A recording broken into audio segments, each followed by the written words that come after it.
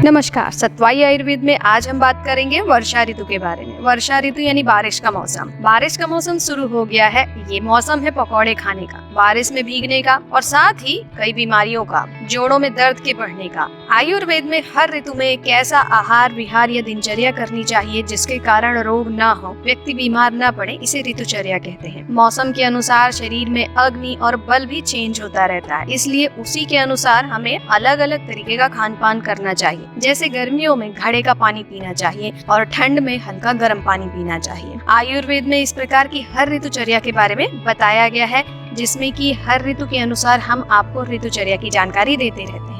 आयुर्वेद के अनुसार आहार विहार औषधि इन सभी का प्रयोग कैसे करना चाहिए, दिनचर्या और ऋतुचर्या का पालन कैसे करना चाहिए, इन सभी विषयों पर हमारे चैनल पे आपको वीडियो उपलब्ध होते हैं। इसलिए अगर आप नए हैं तो हमारे चैनल को सब्सक्राइब कीजिए और इस तरह की जानकारियाँ प्राप्त करते रहिए। बारिश के मौसम में खाने पीने से संबंधित, दिनचर्या से संबंधित, व्यायाम से संबंधित या किसी रोग से संबंधित अगर आपका कोई भी प्रश्न है तो आप #वर्षा ऋतु करके कमेंट बॉक्स में अपना क्वेश्चन डाल दीजिए। यदि आप हमसे डायरेक्टली कोई क्वेश्चन पूछना चाहते हैं, जुड़ना चाहते हैं, तो हर महीने के तीसरे रविवार को हम सुबह 12 से 1 बजे तक अपना लाइव सेशन, जिसमें आप स्वास्थ्य से संबंधित एवं आयुर्वेद से संबंधित कोई भी क्वेश्चन हमसे पूछ सकते हैं। वर्षा ऋतुचर्या में ऐसी कौन सी चीजें फॉलो करनी चाहिए कि जिसके कारण आपको रोग ना हो, इसके बारे में आज हम बात करेंगे। साल में जो शुरू के 6 महीने होते हैं उन्हें आदान काल कहा जाता है, जिसमें कि सूरज की रोशनी बढ़ती जाती है, गर्मी बढ़ती जाती है और शरीर का जो बल होता है वो कम होता जाता है। जबकि साल के अंतिम 6 महीने इनको विसर्ग काल कहा गया है, जिसमें सूर्य का तेज घटता है और शरीर का बल बढ़ता है।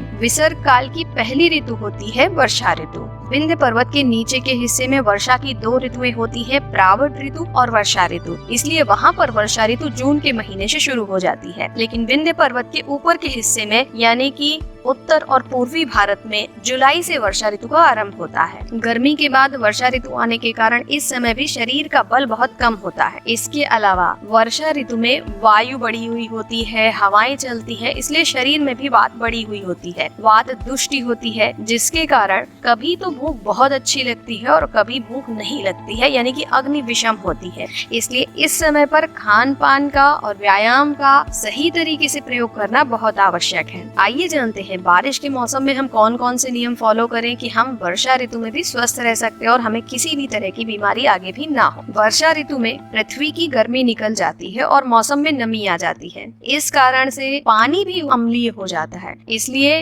इस मौसम में कहा गया है कि जो भी हम खाना पीना खाते हैं उसमें शहद का प्रयोग करें। इसलिए सलाद में शहद का प्रयोग किया जा सकता है। इसके अतिरिक्त दही में शहद डालकर इस मौसम में प्रयोग किया जा सकता है। इसके अतिरिक्त सुबह सुबह उबाल कर ठंडे किए हुए पानी में शहद मिलाकर अगर आप पीते हैं तो ये बेहद लाभदायक होता है। खान पान कैसे लें? इस समय जैसा कि हमने बताया विषमाग्नि होती है, कभी तो भूख बहुत अच्छी होती है और कभी तो भूख बहुत कम लगती है। इस वजह से जब आपका खाना पूरी तरीके से पच जाए और भूख लगे अच्छी तरीके से, तभी भोजन करना चाहिए। खाना पूरी तरीके से पच गया है ये जानने के लिए कुछ लक्षण बताए गए हैं, जैसे कि सुबह सुबह पेट अच्छी तरीके से साफ हो जाता है, भूख अच्छी तरीके से लगती है और शरीर हल्का लगता है। अगर इस तरह के लक्षण आ गए हैं तो आपको खाना खाना चाहिए। इसके अतिरिक्त जिस समय जैसी भूख हो, जैसे कि यदि बारिश हो रही होती है तो अग्नि बढ़ती है और इसके कारण भूख ज्यादा लगती है। जबकि जब बारिश नहीं हो रही होती है लेकिन आसमान में बादल होते हैं, वातावरण में ह्यूमिडिटी बहुत ज्यादा बढ़ी हुई होती है, बहुत ज्यादा नमी बढ़ी हुई होती है, तो भूख कम लगती है। तो जिस प्रकार की भूख हो उसी के अनुसार भोजन करना चाहिए। आहार कैसा लें? इस समय वात बढ़ी होने के कारण वात के विपरीत गुणों वाले रस लेने चाहिए, जैसे कि मीठा, खट्टा और नमकीन। इन रसों को अधिक लेना चाहिए। इससे बनी हुई चीजों का प्रयोग अधिक करना चाहिए। इसके अतिरिक्त वात यानी शरीर में वायु बढ़ी हुई होती है, इसलिए बहुत ज्यादा रूखी सूखी चीजें नहीं खानी चाहिए। रोटी में घी लगाकर, दाल में घी डालकर या जो थोड़ी सी स्निग्ध होती है चीजें, और घी और तेल का सम्यक प्रयोग करते हुए भोजन करना चाहिए। अन्न किस प्रकार का प्रयोग करें? क्योंकि पचन शक्ति इस समय कम ज्यादा होती रहती है, इसलिए पचन शक्ति अच्छी बनी रहे इसके लिए जौ का प्रयोग करना चाहिए, पुराने गेहूं का, पुराने चावल का, या फिर छौंक लगाकर दाल का सूप होता है उसका प्रयोग करना चाहिए। अगर पुराना गेहूं, पुराना चावल, पुराना जौ उपलब्ध नहीं है तो आप